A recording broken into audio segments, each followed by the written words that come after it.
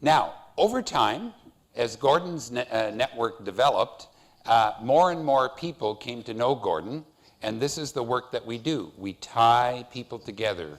We connect people. Everybody in Gordon's life came to know each other, and this is a photograph of Gordon on his 50th birthday.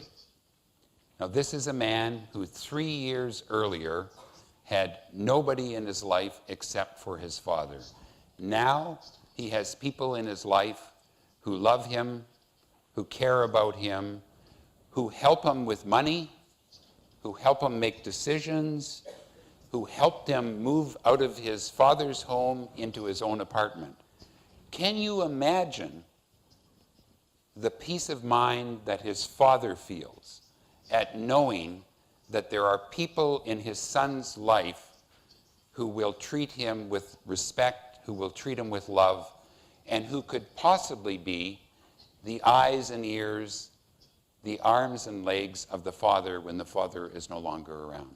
Does that make sense? This is the way we work with our networks.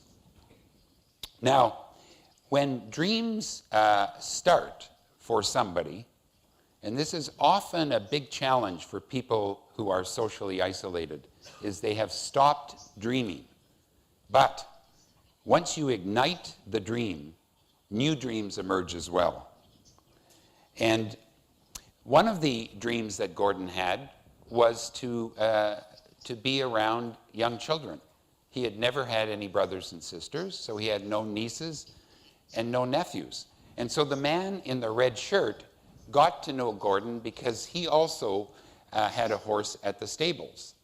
And eventually, over time, he got married and he had children. And these children have known Gordon all their life, and they call him Uncle Gordon.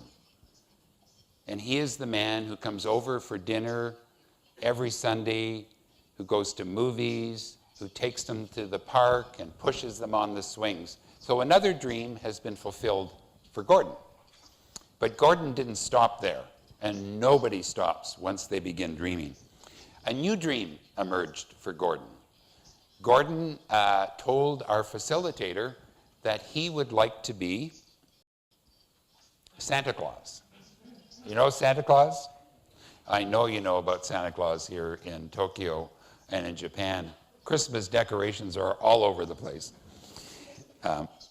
So our facilitator, this woman who is well connected in the community, had a friend who was a teacher at an elementary school. And so she said to her friend, "Would you mind if Gordon became Santa Claus for your class?" And of course, what would a teacher say? Of course, this would be great for the children. And so Gordon started by being the classroom Santa Claus. Now, there was one special challenge for Gordon as classroom Santa. You know that Santa Claus's favorite expression is ho, ho, ho. Well, Gordon, unfortunately, was scaring. He was making the children all frightened because he kept going. He sounded more like a pirate than he did Santa Claus. So his network of friends taught Gordon how to say ho, ho, ho. And a couple of years later, I was doing a presentation about our organization to a large crowd of people, and I was telling this story about Gordon, and a man in the audience put his hand up and he says, "I beg to differ, Al, but Gordon is not the classroom Santa." And I said, "Well, what do you mean? I'm pretty sure he goes to this school every year at Christmas time." He says, "Oh no," he says, "he's no longer the classroom Santa. I am the vice principal at the school. We have made Gordon the school Santa Claus." So here is a picture of Gordon who is looking at the world with his head up, with his eyes clear, with his eyes bright, with his eyes shiny. This is a man who has been loved into existence. And this is what we have come to understand, that one of the most terrible handicaps that anyone can experience is social isolation. And this is not something that you can fix or cure with technology or with services or with programs or with a drug. This is something that can only be remedied, that can only be fixed through the noble art of friendship. And this essentially is the work that we do at PLAN. We started our organization by responding to parents like Chuck who said, we need help. We don't know what to do for our sons and daughters when we die. And what we discovered is that the solution did not involve programs or services, but in fact, the solutions involved rethinking our views about disabilities. So I'm going to tell you a little bit about how our organization works, and then I'm going to tell you a little bit more detail about how we organize our social networks, the discipline and the methodology that we use to ensure that our social networks are successful.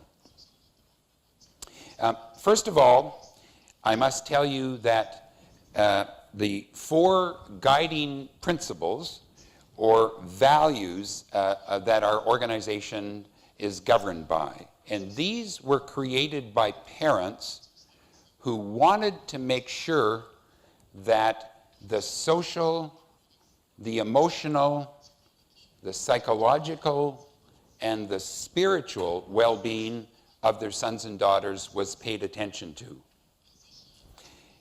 So the first value, which I've demonstrated in the story, is that the key to a full life is relationships. The second value of our organization is that we are a group of families.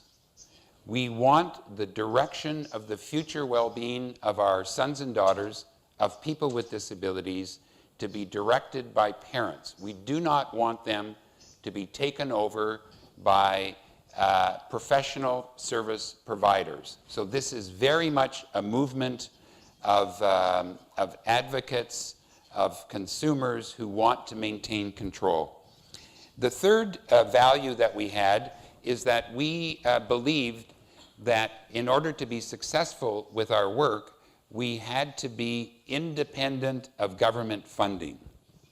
This was a very new concept in Canada 25 years ago, that people thought we were silly, that we would take no money from government. But we learned that the independence that came from earning our own revenue gave us the ability to do what we wanted rather than what the funder wanted. And the fourth value is one that I hope I've demonstrated with Gordon's story, which is that when you welcome people into relationships, when they feel that they belong, when they have friends, something very magical happens. They begin to make contributions. In Gordon's case, one of his contributions was he worked, and he actually started to pay taxes. So he was a contributor to society. But also, many of the people in Gordon's network said to him, "Thank you, Gordon. You have made my life better because you have helped me to slow down. You have helped me to appreciate the important things in life. And so my life has been better by my participating with you."